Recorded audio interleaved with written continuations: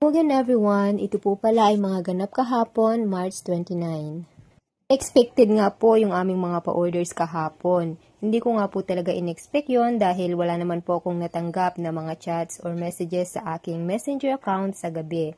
Kaya kinaumagahan nga po ay naglaba po kami. At pagkatapos pong maglaba ay nagpaligo pa po kami ng aming mga aso. Kaya nung baga bandang 12 ay dun lamang po ako nag-check ng akin pong messenger account at yun nga po ay may mga customer na nagme-message po pala. Nga po, nagtanong po sa atin si customer kung maihahabol pa daw ba kung mag-o-order po siya ng pang 6 p.m. Ang laman ay 6 p.m. pa naman yon at maaga-aga pa naman ay sinabi ko sa kanya na maihahabol pa naman. Kasi hindi ko rin naman po in-expect na may mag-o-order pa po pala na isa na customer natin na pang 2:30 naman po yung kanya pong order. So kinuha ko na lamang po, bahala na po talaga si Batman. So kasi pag nag-o-order po ang ating customer kahit limited lamang po yung time ay napakahirap po kasing tanggihan. Kaya ginagawan ko na lamang po ng paraan, total nandiyan naman po yung kapatid ko para tumulong sa akin, ay kinukuha ko na lamang po yung orders nila. Basta wala lamang po talaga akong iba pang order sa mga time na yon. Nga po matapos ko po silang replyan ay dumiretso na po ako sa pamilihan para bumili ng mga ingredients ng atin pong lulutuin. Nga po ay wala po akong nabili na lumpia wrapper, kaya naghanap pa po ako, kaya medyo natagalan po talaga ako sa pamimili. Balik nga po ako ay mag-aalauna na, kaya diretso na po ako sa paggawa ng atin pong puto kutsinta. Atin naman pong lumpiang gulay, sinabi ko sa kapatid ko na siya na po ang bahala, kasi gagahulin na po talaga kami ng oras. Bali, ang order nga po pala sa atin is 75 pieces na puto kutsinta para po sa ating first customer at 75 pieces din po na puto kutsinta para po sa ating second customer.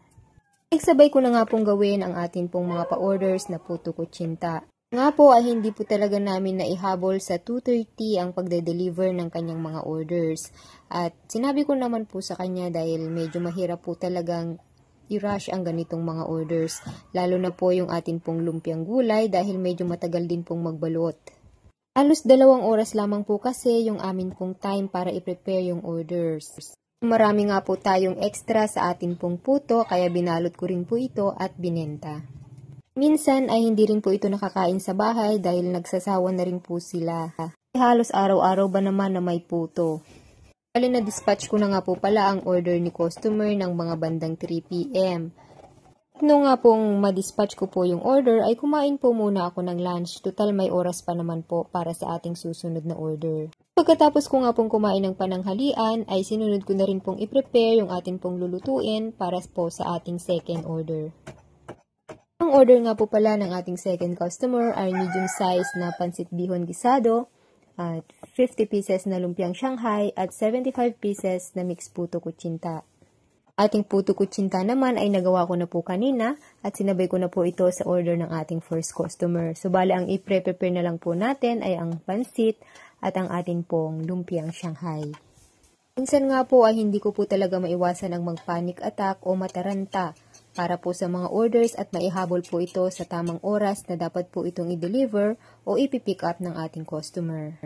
Noon nga po ay minamessage ko po agad ang ating customer at humihingi po talaga ako ng dispensa kapag nalilate po ang ating pong delivery. Wala pa naman po akong na-encounter na customer na nagalit kasi madalas naman po ay 15 minutes late lamang po ito. Nung nagluluto nga po ako dyan ng pansit ay nagpiprito na rin po yung kapatid ko ng lumpiang Shanghai.